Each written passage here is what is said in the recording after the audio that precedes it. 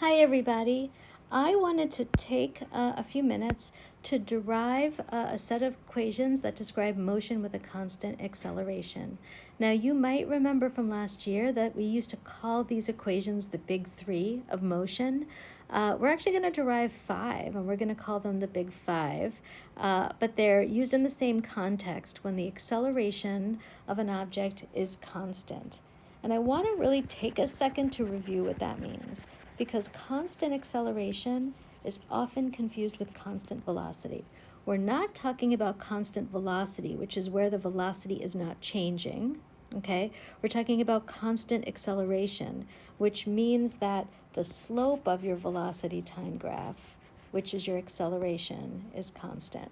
And if you take a look over here on the left, what I mean is if I have a velocity time graph, and I graph that velocity as a function of time, it is a nice straight linear line. It's not curving, it's straight. It has a constant slope, and that is the meaning of constant acceleration. The velocity is changing at a constant uniform rate. If the velocity were changing at a non-uniform rate, if this were a nonlinear graph, we would have to use calculus, and we know how to do that, but it's helpful in this situation, which is often very common to have equations for motion with constant acceleration. So remember that when you're using these equations, the first thing you want to ask yourself, is the velocity graph linear? If it's not, then you shouldn't be using them. All right, let's get started. Oh, the other thing I wanted to say is that I want to do this derivation in an interesting way. Since we've been talking quite a bit about moving between different representations, I want to use a graphical representation of the velocity time graph to produce a mathematical representation, meaning a set of equations. So we're going to use the graph to get the equations along with a little algebra. So let's take a look at the graph, and let's start with just the fact that it's a line. So here's my linear velocity graph. I'll highlight it again. And I'm gonna, let's take a look at the notation I put. So our initial point here at the beginning is time 0, and I have a velocity v sub 0. At some later time t, which you can see over here, my velocity I'm denoting by the letter v. So v sub 0 is the initial velocity, and v is the final velocity. It's typical in AP not to put the final subscript on the velocity just because it gets extra notation and we want to keep things simple. So v initial is v sub 0, v final is v, time initial is 0, time final is t. Keep that in mind. So let's start with the fact that this graph has two endpoints. The first coordinates of the first endpoint are 0, v sub 0. That's our coordinates of the first. And the coordinates of our second are t, v final, which remember is just v. Let's use the equation for a line, which is y2 minus y1 equals the slope times x2 minus x1. And we know that our slope is the acceleration. So y2 is v final, y1 is v initial, our slope is a, x2 is t, and x1 is t initial, which is 0. I can rearrange that equation very simply to get v final equals v initial plus at. And that little equation you might remember as equation 1 of the big three. I'm going to highlight it because it's important. And I'm going to write equation 1 next to it so you know. So that's equation 1. We're going to keep using that and plugging it in to get the other equations once we do one more graphical calculation. So now let's take a look at the graph. If I come back to this graph and I look at the area under the graph rather than looking at the line itself, you might remember that, and I hope you remember that the area under a velocity time graph is the displacement. So delta x, which using similar notation is going to be x final without the f minus x initial. That area is our displacement.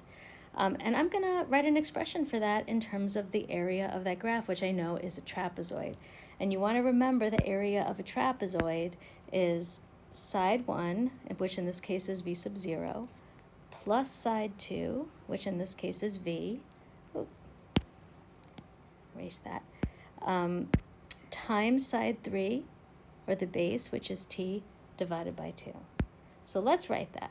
the area of that, which is the displacement, x final minus x initial, equals side 1, which is v initial, plus side 2, which is v final, times t, and then divided by 2. Now, what I'm going to do is take this v final and substitute in v initial plus at. And if I do that, I get the area or the displacement, x minus x initial, equals, and I'm going to pull the half out front, it'll just make it a little simpler, v initial plus v final, which is v initial plus at times t. And now you will definitely recognize the next step. V initial plus v initial is 2v initial, so this is 1/2 times 2v initial plus at all times t, and then one more step gives you x final minus x initial equals v initial t plus 1/2 at squared. And you will definitely remember that as equation 2 of the big three, which I will also highlight. Okay, so we have that equation. So those are two useful ones, and technically they're all you need to solve kinematics equations, but we're going to get a few more in a couple of different forms because it's helpful depending on the context of the problem. Let's say I come back up here to this step. I'm going to actually orangize this equation because this equation winds up being pretty useful. We'll actually come back to it at the very end as well. But I keep coming back to this equation and plugging in equation 1 to different parts of that equation, and that's how I generate all the other ones. So let's say instead of substituting in for v, as I did here, I took t, solved this for t, and plugged it in for t. I'm not going to actually do that out, but if I did that, and I challenge you to do it, maybe pause the video and try it out, solve equation 1 for time, plug it into the orange equation, and if you do that, you wind up with this other familiar equation.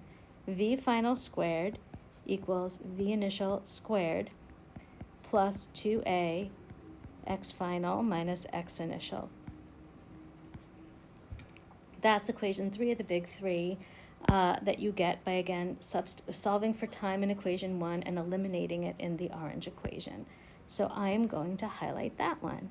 That's equation 3. And that's where last year you stopped. That's where we had our big three. But it turns out there's a couple more that are useful, one especially, which is the next equation. Let's say I go back and I do the same thing, but again, instead of replacing v final in the equation, I solved for v initial and replaced v initial in that equation. What would I get then? Let's go back and do that. So you can pause and you can do that, but if I solve equation 1 for v initial and plug it in for v initial and do the same algebra, I get something very close to equation 2 with two big differences. I still get x final minus x initial, but instead of v initial t, I get v final t, and instead of plus 1/2 at squared, I get minus 1/2 at squared. And I know you probably haven't seen that one before. It's really useful in certain contexts, particularly when you don't know the initial velocity. Okay, and the last one we actually have had on the page all along, but I just want to come back to it. I want to come back to our orange equation because that's actually equation 5. So if I take that orange equation, I bring it on down over here, let's actually see what it's telling us. It's telling us that our displacement, x minus x initial, equals, what is v final plus v initial divided by 2? If you come up and take a look at our graph, which I'll highlight one more time here, let me do that right here. If you look at this graph, v final is our final velocity, v initial is our initial velocity. Since the graph is linear, the average velocity, v average, is right in the middle of the two. And that won't be true for a nonlinear velocity graph, but it will always be true for a linear velocity graph.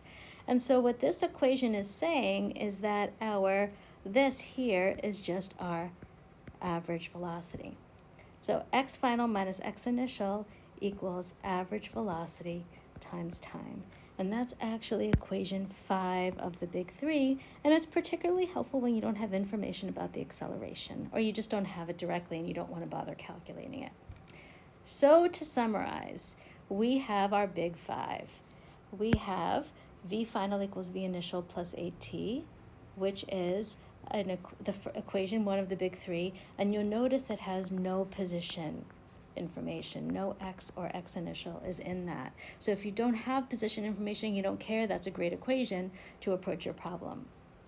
Equation number 2, quick inspection might show you that it has no information about the final velocity. So if you're not interested in that and you have other stuff you're interested in, this is a great equation to start with because you have all the information you need. Next equation you'll notice is the no time equation. So if you don't know about the time and you don't care about the time and you can avoid calculating it, this is a great equation to use. It comes in handy a lot to simplify your calculations. This new one here, the last one that is similar to equation 2 but a little different, that one is the no v initial. So if you know a lot of information but not the initial velocity, that equation might let you avoid having to find it. And then this last equation that's missing its red box, so let me give it its red box. Oh, that's because that's not the equation. Actually, yeah, that's the equation. V average equals x final minus x initial over t. Put that here.